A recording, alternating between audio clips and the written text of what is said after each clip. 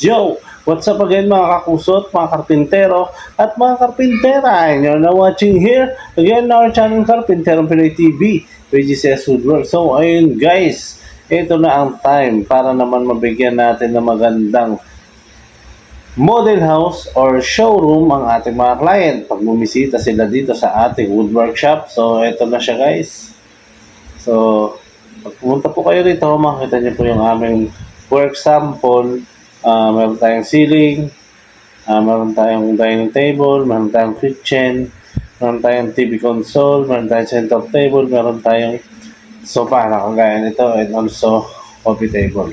So makikita nyo na kung ano yung mga itsura ng mga ginagawa natin. So para rin to sa mga walk-in clients natin. So ayun guys, gusto nyo po makita kung paano natin ito ginawa at paano natin ito linano. So ayun guys, samahan nyo ko at ipapakita ko sa inyo kung paano ito nangyari. Ano pa hinihintay nyo guys? Let's go!